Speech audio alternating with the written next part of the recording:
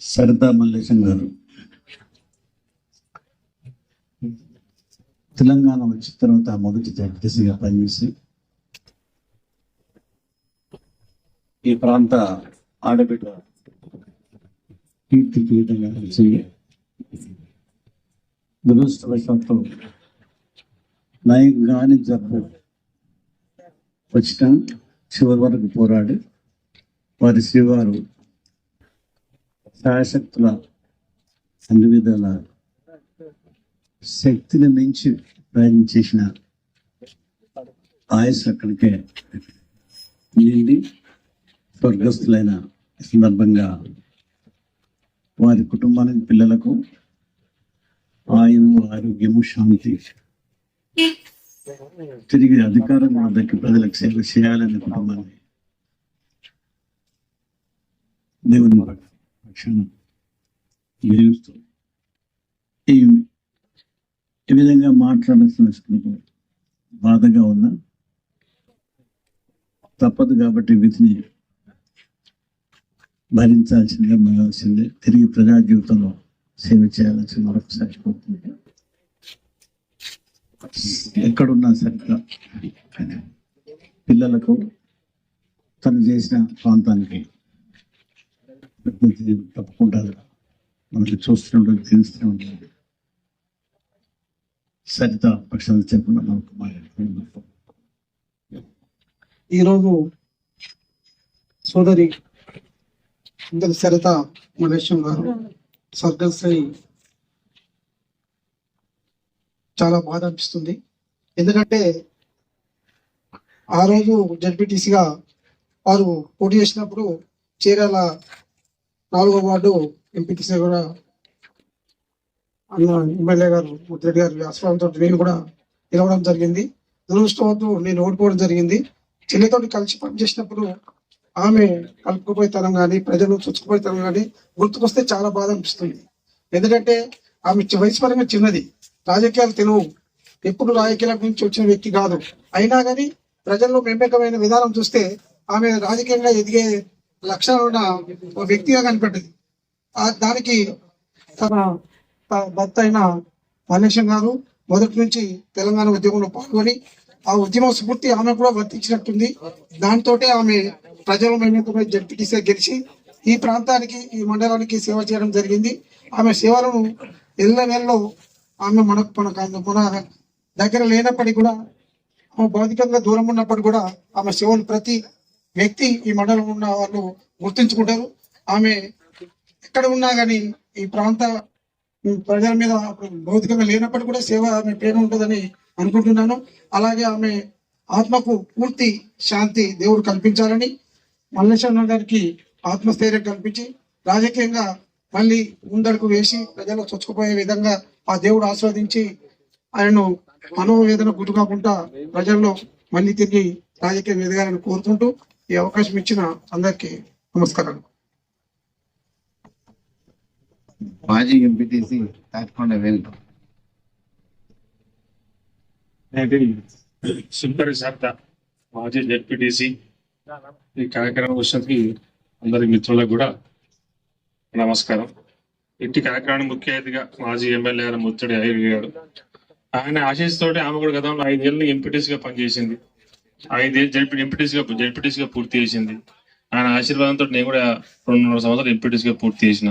తక్కువ కాలంలో నాకు కూడా ఆమెతో నాడు మంచి చనువు ఏర్పడదు. నాకు కూడా అనేక జనరల్ సమావేశాలు కూడా మేము ఆగూరు సంబంధించి అనేక కార్యక్రమాల గురించి చర్చించుకోవాలి. వాస్తవంగా చాలా బాధపడింది. ప్రతి విషయంలో కూడా ఆమె స్పందించేది. సరే, ఈ విషయంలో ఆమె లేనందుకు అతి చిన్న వయసులో ఆమె చనిపోవడం చాలా బాధాకరం. ఈ సంబంధించి తీవ్ర సత్యాన్ని ఘటిస్తున్నాం. అలా పిల్లలకు కూడా మనోధైర్యాన్ని కల్పించాలని, సందేశం కూడా మనోధైర్యాన్ని కల్పించాలని, పిల్లలు కూడా జాగ్రత్తగా కొంచెం ఆరోగ్యంగా ఉండాలని సందర్భంగా నేను కోరుకుంటున్నాను. నా మేనకోడలు, మా అక్క కూతురు అయినటువంటి, వాస్తవం చెప్పాలంటే ఆమె జడ్పీటీసీ అయినందుకు నేనే ఆశ్చర్యపడ్డాను. ఎందుకంటే రాజకీయాలు ఏమాత్రం అవగాహన లేని వ్యక్తిత్వం.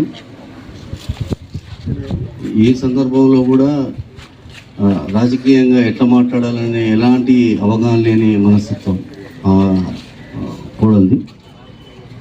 ఏదేమైనప్పటికీ ఒక తీవ్రమైన మనోవేదన. చాలా చిన్నది, చాలా చిన్న అమ్మాయి.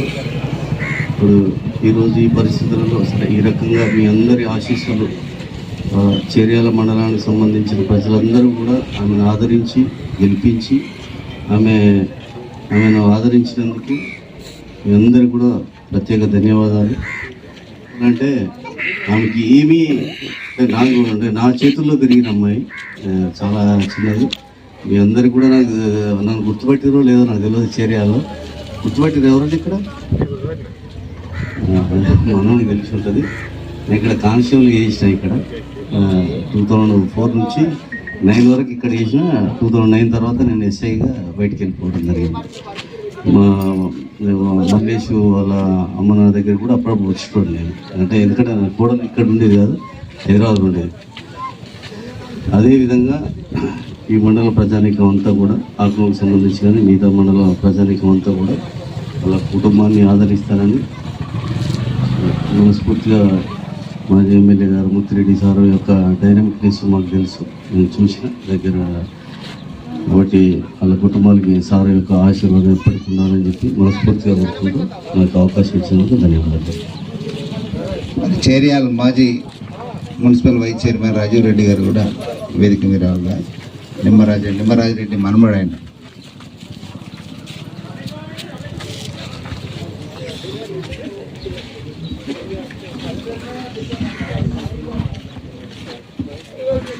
సరితోదిన జెడ్పీటీసీగా చేశారు. చేర్యాల తెలంగాణ రాష్ట్రం ఏర్పడిన తర్వాత తొలి జెడ్పీటీసీగా మన ప్రాంతానికి వాళ్ళు అందించిన సేవలు, అందరితోటి కలుపుగోలుగా ఉండేవారు. రాజకీయంలాగా కాకుండా సమస్య ఏదున్నా కానీ మల్లేశన్న గైడ్లైన్స్లో ఖచ్చితంగా ప్రతి ఒక్కరికి అందుబాటులో ఉండుకుంటూ మంచి సేవలు అందించారు. క్యాన్సర్తో కూడా పోరాడి, అంటే అప్పటికే ఉన్నా కానీ తను ఏ రోజు అధైర్యపడలేదు. అందరితోటి సొంత మనిషిలాగా మేలుకుంటూ, రాజకీయాలు కొత్తగా వచ్చి కూడా నేర్చుకుంటూ ప్రతి ఒక్కరికి ఎలా ఉండాలి అనేది ఆదర్శప్రాయంగా ఉన్నారు. వారి సేవలను చేర్యాల ప్రాంతం ఎప్పటికీ గుర్తుంచుకుంటుంది. అదేవిధంగా వారి కుటుంబానికి ప్రగాఢ సానుభూతిని తెలియజేస్తున్నాను. సరితోదిన లేని లోటు తీరేది కాదు. అయినా మేమందరం వారి కుటుంబ సభ్యులుగా అనుకుంటూ మల్లేష్ అన్నకు ఏ రోజైనా ఏ సందర్భంలో అయినా మేము తోడుగా ఉంటామని తెలియజేస్తున్నాం. మరి మీ అందరికి కూడా మరొకసారి కృతజ్ఞతలు. ఎందుకంటే చనిపోయిన రోజు అనేక మంది 4 మండలాల మంది వేలాదిగా రావడం జరిగింది. వారి ప్రగాఢ సానుభూతి కూడా చాలామంది తెలియజేసారు. మరి మల్లేశంకు మనోధైర్యాన్ని కల్పించారు. మేమందరం ఉండి ఎంబడి. కానీ మీ అర్థాంగిని 16 సంవత్సరాల పాటు మరి క్యాన్సర్ ఉన్నప్పుడు కూడా లేనట్టుగానే వారిని చూసుకున్నారు, ఆరోగ్యంగా చూసుకున్నారు. హాస్పిటల్లో అనేక రకాలుగా వేలాది లక్షలాది రూపాయలు ఖర్చు పెట్టి కూడా వారు కాపాడుకున్నారు. అయినప్పుడు కూడా మీరు చేసిన లోటు లేదు. ఆమె మిమ్మల్ని వదిలిపోయినందుకు మేము అందరం బాధపడుతున్నాం అని చెప్పి అనేక మంది కూడా చెప్పడం జరిగింది.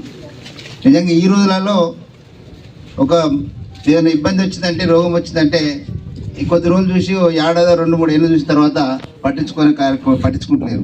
కానీ మల్లేశం అయితే 16 సంవత్సరాల పాటు, అంటే మా మిత్రులు కాబట్టి చెప్తున్నాం, అనేక మేము కూడా సపోర్ట్ చేసినాం. అంటే ఒక భార్యను కూడా గొప్పగా చూసుకున్నాడు. ఆమె కూడా ఉత్తమ ఇల్లాలుగా, ఉత్తమ ప్రజాప్రతినిధిగా ఉండి మరి మా మధ్య లేనందుకు కూడా మేము రోజు బాధపడుతున్నాం. మా కుటుంబానికి కూడా మేము అందరూ సపోర్ట్గా ఉంటాం.